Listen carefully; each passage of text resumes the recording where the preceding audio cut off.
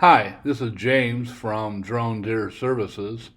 I'm back at a familiar place a couple days later from than when I did my last video here. It's the 23rd of April, uh, and I took a very quick flight, less than 25 minutes, and saw a lot of deer, other animals as well. Didn't have a lot of time. The rain was coming in. The Mavic 3T is not supposed to be exposed to the rain, so I got out and back in pretty quick. But the conditions were right because it was kind of raining on and off all day, so it cooled off here in the Midwest, and I wanted to see how well the thermal portion of the camera would do. Right there on the field edge, you see a small white dot.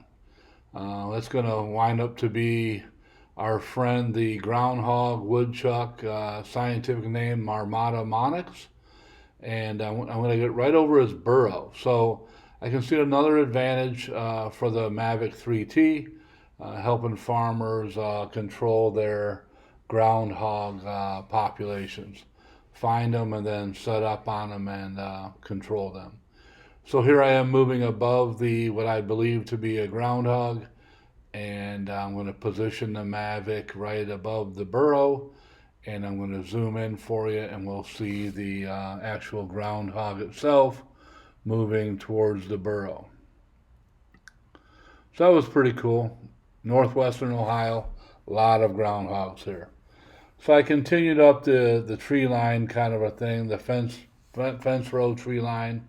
We have two inside corners there. On the left is where going towards where the burn had been, but on the right is an ag field. And then I look out on the horizon and I see like a small city out there. So all in all, I think you can count them as well. There are 23 deer on this flight. I had the tint mode on the IR. That's why some of these look red, have a little red tint to them. But I changed that kind of midway through because I don't necessarily need that, nor do I kind of like it for this type of work.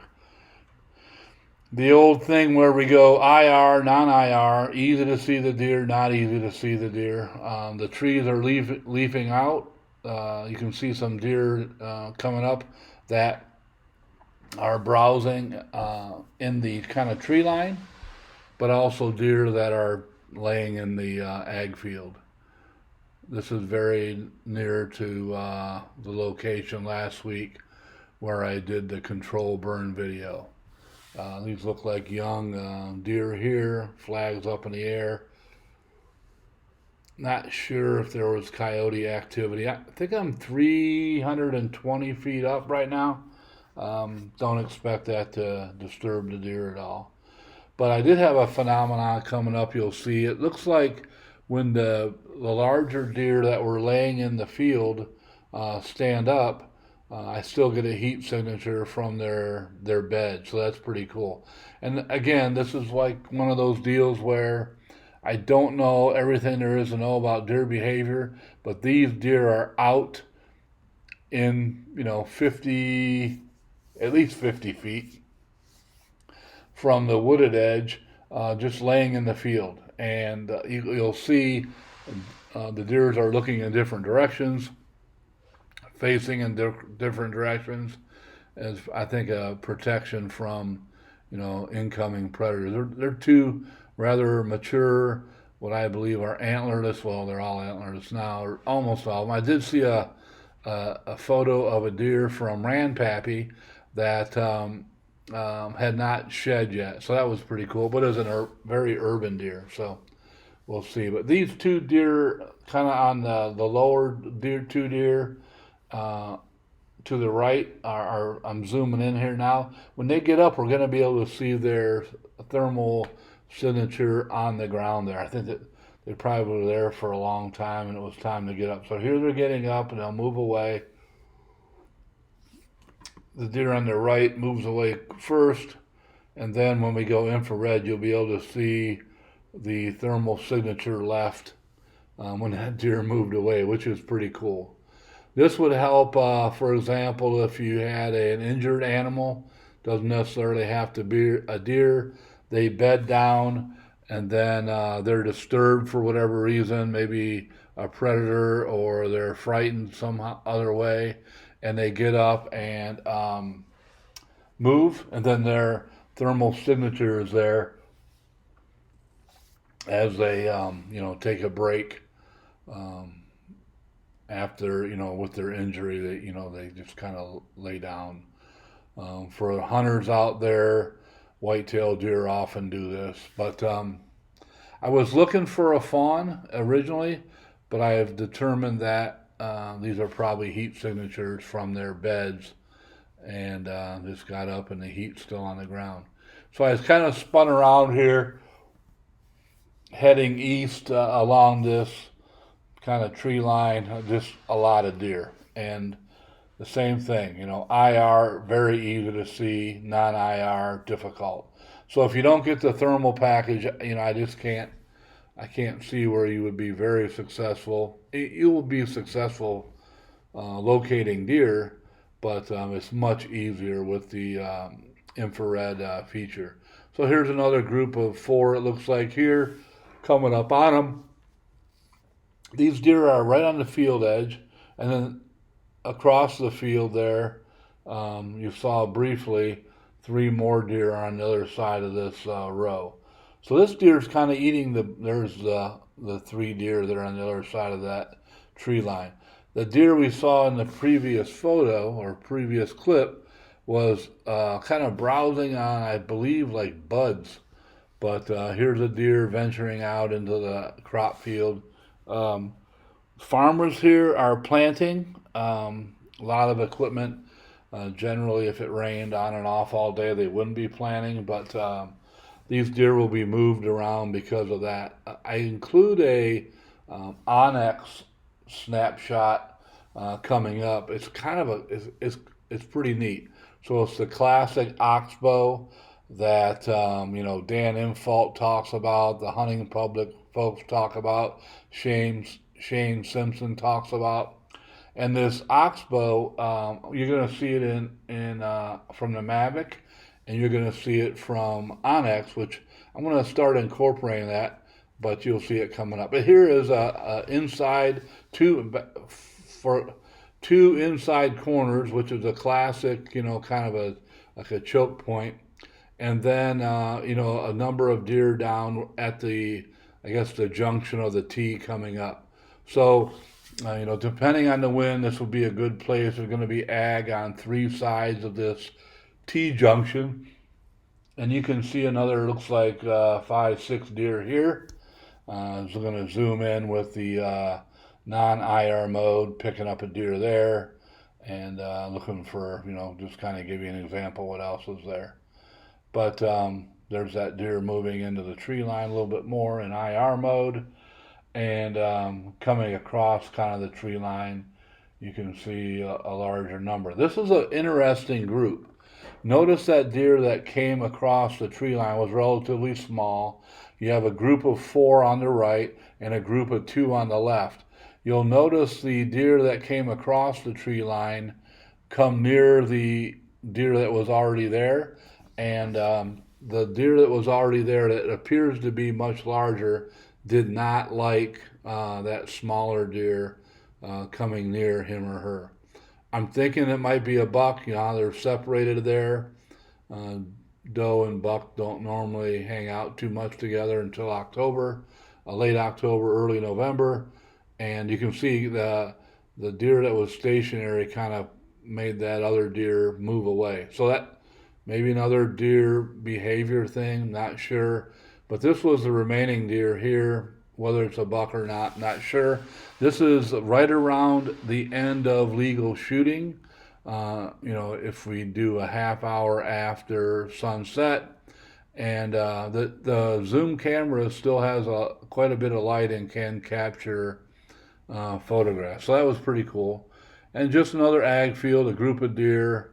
This is kind of the group, and they are out in the ag field. So I wanted to find some more. I think my count now is 23 or 25. I pivot around. I come up another kind of a tree line. ag and river, and not a lot of high stem count and stuff. They burned it in the controlled burn. But that's a beautiful choke point there. You got the river, you got an inside corner. You can set up right there where the tree line meets the river with that inside corner on the ag field. Again, two inside corners here with a river helping you out. This might be an area where a buck would kind of pen down a doe and keep other deer away from her during the rut. Not 100% certain, but a good thought. Here's the oxbow coming up that I referenced, and you'll see some more deer. But more importantly, I put the Onyx snapshot here, and maybe pause your video. You'll see it. Kind of there's the oxbow classic with the river, and it is from the drone, and two deer are there. These deer are kind of up on like a little berm or hillside, and they're browsing what I believe are most likely buds from smaller shrub type trees up against this berm. You'll see that here in a minute. But why are these two deer separate from the others? I don't know. But this is the top of that oxbow that was in the Onyx clip there. And here's the deer. They're kind of on this kind of like a raised or elevated section, and they're browsing on something else. Not out in the field, not by the other deer, but all in all, out at the same time, but just separate. And I don't understand that behavior. I don't know if does at this time run off their yearlings. I've seen during hunting season where it will be the doe and the yearling still. So I'm not sure what happens with the deer behavior. What I think is a yearling. So I'm not quite sure. So I panned around and looked for more thermal signatures. Didn't find any. Coming back towards the launch site, at the top in the center, that's the controlled burn site. There wasn't any activity out there, but some of these terrain features and road features will be similar to what you saw last week in prior videos. I don't know how to do the link to the other videos. I have to figure some stuff out.